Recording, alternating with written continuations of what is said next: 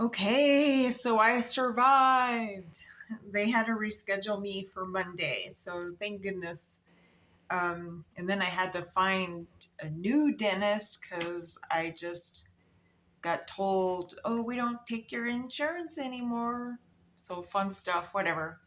God is good though, all the time, because I was able to, after calling 5 other ones, I was able to find one. So it's all good. All right, so we are still in Job. We're almost done with Job. And so we're going to be reading and learning about 31 through 34 today. Hope you all are having a good day. Sorry I wasn't able to get to another video yesterday. It just took too long to upload the other one. But anyways, that's okay because I'll be able to do videos every day up till Monday. Maybe I'll do a couple on Saturday. I mean, who knows? If I have time today, maybe I'll squeeze another one in. And then we'll be into Psalms. And those will be the positive ones. All right. So if you're ready, I'm just going to go ahead and get started here. So Job chapter 31. I made a covenant with mine eyes. Why then should I think upon a maid? For what portion of God is there from above? And what inheritance of the Almighty from on high? Is not destruction to the wicked, and a strange punishment to the workers of iniquity? Doth not he see my ways and count all my steps? If I walked with vanity, or if my foot hath hasted to deceit, let me be weighed in an even balance, that God may know mine integrity. If my step hath turned out of the way, and mine heart walked after mine eyes, and if any blot hath cleaved to mine hands, then let me sow, and let another eat. Yea, let my offspring be rooted out. If my heart have been deceived by a woman, or if I have laid wait at my neighbor's door, then let my wife grind unto another, and let others bow down upon her. For this is a heinous crime. Yea, it is iniquity to be punished by the judges, for it is fire that consumeth to destruction, and would root out all mine increase. If I did despise the cause of my manservant, or of my maidservant, when they contended with me, what then shall I do when God riseth up? And when he visiteth, what shall I answer him? Did not he that made me in the womb make him? And did not the fashion us in the womb? If I have withheld the poor from their desire, or have caused the eyes of the widow to fail, or have eaten my morsel myself alone, and the fatherless hath not eaten thereof? For from my youth he was brought up with me as with a father, and I have guided her from my mother's womb.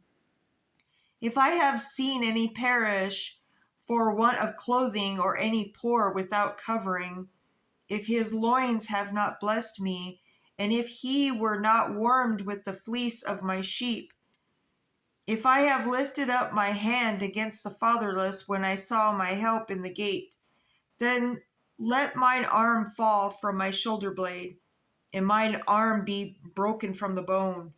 For destruction from God has a terror to me, and my reason of his highness I could not endure. If I have made gold my hope, or have said to my fine gold, thou art the confidence, if I rejoice because my wealth was great, and because mine had gotten much, if I behold the sun when it shined, or the moon walking in brightness, and my heart hath been secretly enticed, or my mouth hath kissed my hand. This also were iniquity to punished by the judge, for I should have denied the God that is above. If I rejoiced of the destruction of him that hated me, or lifted up myself when evil found him. Neither have I suffered my mouth to sin by wishing a curse to his soul. If the men of the tabernacle said not, oh, that he had of his flesh, we cannot be satisfied. The stranger did not lodge in the street, but I opened my doors to the traveler. If I covered my transgressions as Adam by hiding mine iniquity in my bosom, did I fear a great multitude, or did the contempt of families terrify me, that I kept silence and went not out of the door? Oh, that one would hear me! Behold, my desire is that the Almighty would answer me, and that mine adversary had written a book. Surely I would take it upon my shoulder, and bind it as a crown to me. I would declare under him the number of my steps, as a prince would. I go near unto him. If my land cry against me, or the furrows likewise thereof complain, if I have eaten the fruits thereof without money, or have caused the owners thereof to lose their life, let thistles grow inside of wheat, and cockle instead of barley. The words of Job are ended. Okay, so let's go ahead and jump into 32. So these three men ceased to answer Job because he was righteous in his own eyes. Then was kindled the wrath of Elihu, the son of Barachel, the Buzite of the kindred of Ram. Against Job was his wrath kindled because he justified himself rather than God. Also, against his three friends was his wrath kindled because they had found no answer and yet had condemned Job. Now Elihu had waited till Job had spoken, because they were elder than he. When Elihu saw that there was no answer in the mouth of these three men, then his wrath was kindled. And Elihu, the son of Barachel, the Buzite, answered and said, I am young, and ye are very old. Wherefore I was afraid, and durst not show you mine opinion. So that goes back to, respecting your elders. You know what I mean? Like, they just knew when to talk and when not to talk. They knew when to listen and, when to add advice. And so I said, days should speak, a multitude of years should teach wisdom. But there is a spirit in man, and the inspiration of the Almighty giveth them understanding. Great men are not always wise, neither do the aged understand judgment. Therefore I said, hearken to me, I also will show mine opinion. Behold, I waited for your words. I gave ear to your reasons, while ye searched out what to say. Yea, I attend unto you. Behold, there was none of you that convinced Job, or that answered his words, lest ye should say, we have found out wisdom. God trusteth him down, not man. Now he hath not directed his words against me, neither will I answer him with your speeches. They were amazed. They answered no more. They left off speaking. When I had waited, for they spake not, but stood still and answered no more. I said, I will answer also my part. I also will show mine opinion, for I am full of matter. The spirit within me constraineth me. Behold, my belly is as wine which hath no vent. It is very ready to burst like new bottles. I think that means he needed a belch or, pass gas. I will speak, that I may be refreshed. I will open my lips and answer. Let me not, I pray you, accept any man's person, neither let me give flattering titles unto man. For I know not to give flattering titles. In so doing, my Maker would soon take me away. Okay, we're into 33. So wherefore, Job, I pray thee, hear my speeches and hearken to all my words. Behold, now I have opened my mouth, my tongue hath spoken in my mouth. My words shall be of uprightness of the heart, and my lips shall utter knowledge clearly. The Spirit of God hath made me, and the breath of the Almighty hath given me life. If thou canst answer me, Then thy words in order before me stand up. Behold, I am according to thy wish in God's stead. I also am formed out of the clay. Behold, my terror shall not make thee afraid, neither shall my hand be heavy upon thee. Surely thou hast spoken in my heart, in my hearing, and have heard the voice of thy words, saying, I am clean without transgression.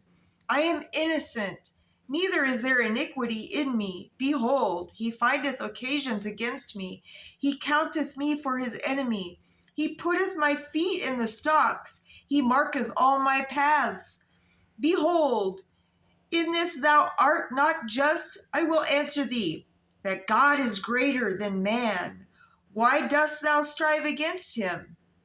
For he giveth not account of any of his matters. For God speaketh once, yea, twice, yet man perceiveth it not. In a dream, in a vision of the night, when deep sleep falleth upon men, in slumberings upon the bed, then he openeth the ears of men and sealeth their instruction. So that he's saying, when we're asleep, that's when God gives the instructions. And that makes sense. I mean, that's why some dreams probably come true, just kind of in deep thought there. What do you guys think? That he may withdraw man from his purpose and hide pride from man. He keepeth back his soul from the pit, and his life from perishing by the sword. He is chastened also with pain upon his bed, and the multitude of his bones with strong pain. So that his life abhorreth bread, and his soul dainty meat. His flesh is consumed away, that is cannot be seen, and his bones that were not seen stick out. Yea, his soul draweth near unto the grave, and his life to the destroyers. If there be a messenger with him, an interpreter, one among 1,000 to show unto man his uprighteousness, then he is gracious unto him, and saith, deliver him from going down to the pit. I have found a ransom. His flesh shall be freshener than a child's. He shall return to the days of his youth. He shall pray unto God, and he will be favorable unto him, and he shall see his face with joy. For he will render unto man his righteousness. He looketh upon men, and if any say, I have sinned and perverted that which was right, and it profited me not, he will deliver his soul from going into the pit, and his life shall see the light. Lo, and all these things worketh God oftentimes with man, to bring back his soul from the pit, to be enlightened with the light of the living. Mark well, O Job, hearken unto me, hold thy peace, and I will speak. If thou hast anything to say, answer me. Speak, for I desire to justify thee. If not, hearken unto me, hold thy peace, and I shall teach thee wisdom. All right, let's jump into 34. Furthermore, Elihu answered and said, hear my words, O ye wise men, and give ear unto me. Yea, they have knowledge, for the ear trieth words, as the mouth tasteth meat. Let us choose to us judgment. Let us know among ourselves what is good. For Job hath said, I am righteous, and God hath taken away my judgment. Should I lie against my right? My wound is incurable without transgression. What man is like Job, who drinketh up scorning like water, which goeth in company with the workers of iniquity, and walketh with wicked men? For he hath said, it profiteth a man nothing that he should delight himself with God. Therefore, hearken unto me, ye men of understanding. Far be it from God that he should do wickedness, and from the Almighty that he should commit iniquity. For the work of the man shall be rendered unto him, and cause every man to find according to his ways. Yea, surely God will not do wickedly, neither will the Almighty pervert judgment. Who hath given him a charge over the earth? Or who hath disposed the whole world? If he yet set his heart upon man, if he gather unto himself his spirit and his breath, all flesh shall perish together, and man shall turn against unto dust.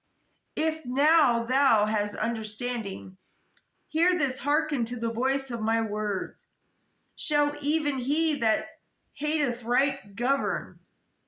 And wilt thou condemn him that is most just? Is it fit to say to a king, thou art wicked? And to princes, ye are ungodly? How much less to him that accepteth not the persons of princes, nor regardeth the rich more than the poor? For they all are the work of his hands. In a moment shall they die, and the people shall be troubled at midnight and pass away, and the mighty shall be taken away without hand. For his eyes are upon the ways of man, and he seeth all his goings. There is no darkness, nor shadow of death, where the workers of iniquity may hide themselves. For he will not lay upon man more than right, then he should enter into judgment with God. He shall break in pieces mighty men without number, and set the others in their stead. Therefore he knoweth their works, and he overturneth them in the night, so that they are destroyed. He striketh them as wicked men in the open sight of others, because they turned back from him, and would not consider any of his ways, so that they caused the cry of the poor to come unto him, and he heareth the cry of the afflicted. When he giveth quietness, who then can make trouble? And when he hideth his face, who then can behold him? Whether it is done against a nation or against a man only, that the hypocrite reign not, lest the people be ensnared. Surely it is meet to the said unto God, I have borne chastisement, I will not offend any more. That which I see not teach thou me. If I only done iniquity, I will do no more. Should it be according to thy mind? He will recompense it, whether thou refuse or whether thou choose. And not I, therefore speak what thou knowest. Let men of understanding tell me, and let a wise man hearken unto me. Job hath spoken without knowledge, and his words were without wisdom. My desire is that Job may be tried unto the end because of his answers for wicked men. For he addeth rebellion unto his sin. He clappeth his hands among us, and multiplieth his words against God. All right, so that's the end of 34. When we come back, we'll read and learn about God is just in his ways, and God's work is magnified. And God challenges Job to answer. And then we get to read and learn about God's mighty works. So that's going to be fun. So yeah, we'll be the 35, 36, 37, and 38. And then we only got like 8 chapters to go. So on that note, my brothers and sisters, yes, I mean, I apologize. Life calls. They say duty calls. Life calls. Sometimes you got to answer it. It's kind of like getting ahead of the curve. You know what I mean? Like, when you have, doctor's appointments and you have something going on, you don't want it to get out of hand or out of control, because then you're in more trouble, but